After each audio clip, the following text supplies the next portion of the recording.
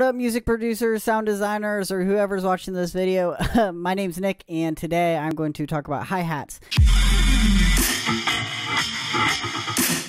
Drum sound design, and we're going to design hi-hats. I'm going to show you the way I've been doing it and how I do it. You can do this with anything. I mean absolutely anything. If you can get a hi-hat sound out of something and make it sound good, render it and put it into a sample pack, because if it's good, it's good. If it sounds good, it's good. But anyways, yeah, let's get right to it. If you like the video, make sure to like it, subscribe if you want, and hit the bell to keep up to date on these videos. So anyways, let's get into it.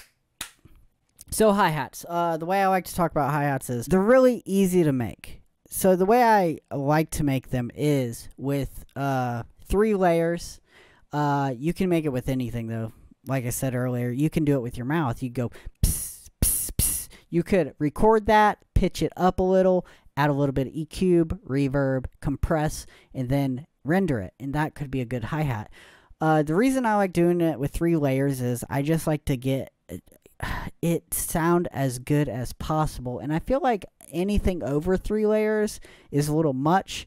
And you could do it with 1 layer. You could do it in a VST. You probably do it in Serum or Vital or any VST. Actually, you could probably make hi-hats. It's probably super simple. I've done it in Serum a couple times. It's really easy. I actually use Serum in this example I'm going to show you. So the first example I want to show you is closed hi-hats. So closed hi-hats, really easy. It's that tick sound, that so I'm going to show you the final one that I made. It's this one right here. Sounds cool. Sounds really cool. I really like it. So what happened was I got an E-hat, drum lab, and then some Foley. So the E-hat, I just got some a tone that I really liked. We're going to solo this. Got a real nice click, click, click, click. Sounds great. And then I went over to the drum lab, and you're going to be like, the drum lab? Why didn't you just use the drum lab and bounce it down, EQ it, and then, because, listen to me. The way I make samples, I just like them a certain way. I'm not trying to look for the easy way out. I'm trying to look for the stuff I like to hear, I guess, and want to hear. So I know you could go over here, hi-hat, ring, double click that, and you could play this and put that in a sample pack. You could do that. That's not what I want. I just wanted the layer of one of these. So what I did was I clicked on one of these. And then I would find, like, that sounds too electronic. I would go up. I would, nah, it's open. We're going to close it, tight lid. I like that. Pick your layer. Sounds pretty good. And I would go from there. I'd be like, yeah, I like how that sounds. And then what I like to do is I solo these 2 and listen to them. And I'll be like, yeah, that sounds really good. So then my third one, I really like using a lot of Foley in my sounds. Like when I sound design, like especially drums, I'll add a lot of Foley. This is from a cymatics pack. It's just glass breaking, and I put it in the key of E, and it sounds like this. It's really high pitched, really fast. It sounds like the glass isn't breaking. It sounds like somebody's like scraping the glass, like ch. But anyways, I like that sound. I was like, yeah, I can definitely make a hi-hat out of all 3 of these sounds. So what I did was I rendered all of these. I highlighted them all. I bounced them.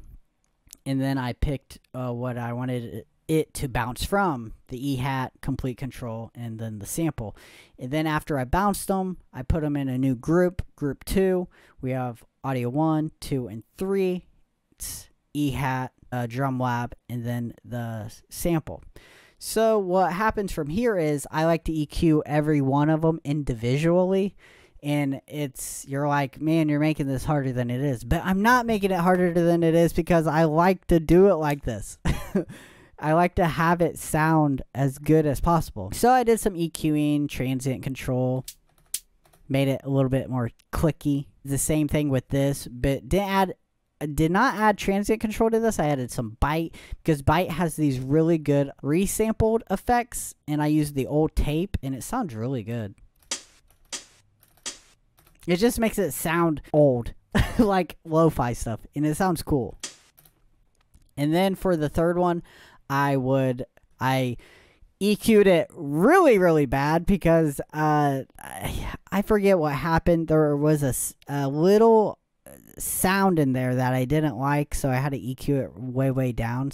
And then I used some transient control and then distortion on it, and I got this sound. Sounds good.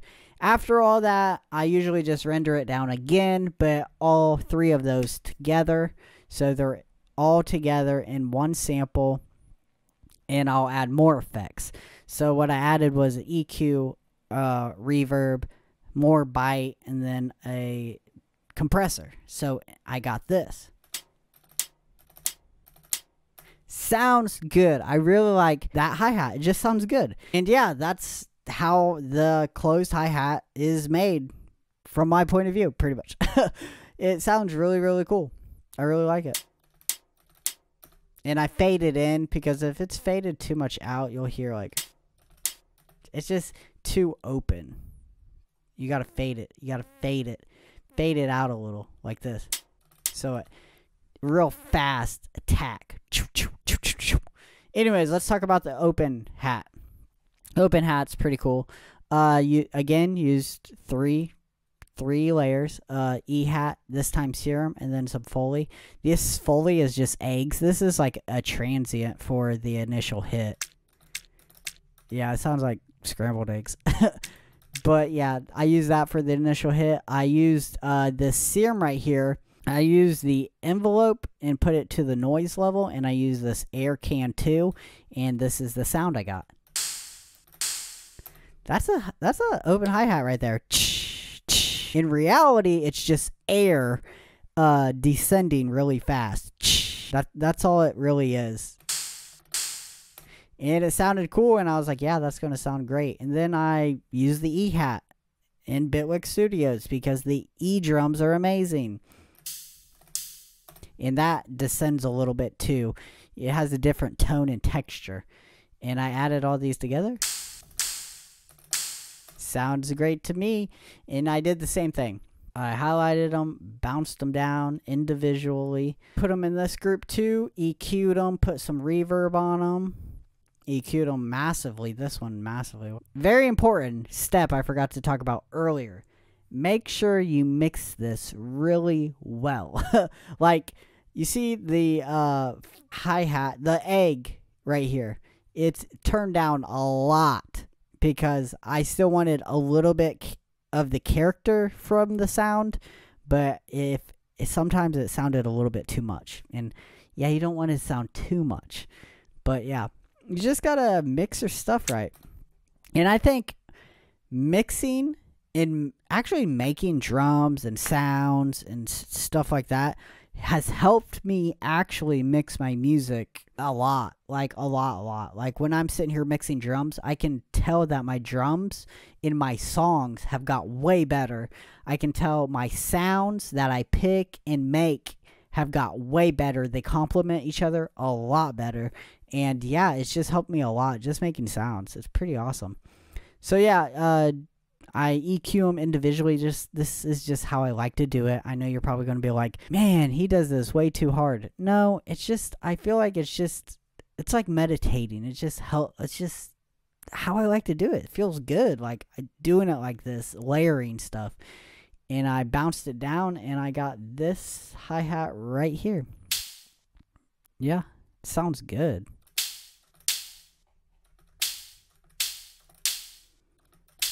Really good. And of course, I bounced it down to another track like I did the closed hi-hat, and I added probably ROM and probably added bite or dirt, and then I compressed it with the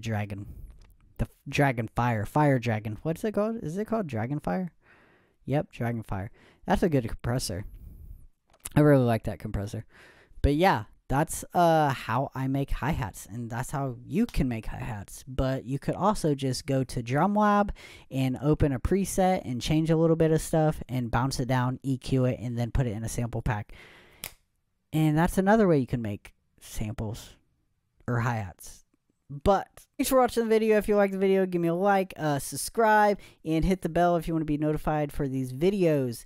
Yes, this was great. Designing hi-hats. I feel like it's just designing any sound will help you mixing and picking out certain frequencies.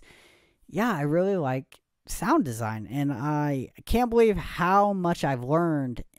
And I think it's just been 6 months since I just, like, I guess buckled in. I buckled in and I was like, I'm going to learn how to make stuff on my own. And I've learned so much, and I think you should buckle into, because it will help you. But anyways, new music, like always, coming this month. It's a pretty busy week this week. Not for me. Video games. It's E3. I think Nintendo's Nintendo Direct is today, so I can't wait for that. That's going to be awesome to watch. But I hope you guys have a great rest of your week. Good day. See you later. Peace. Bye.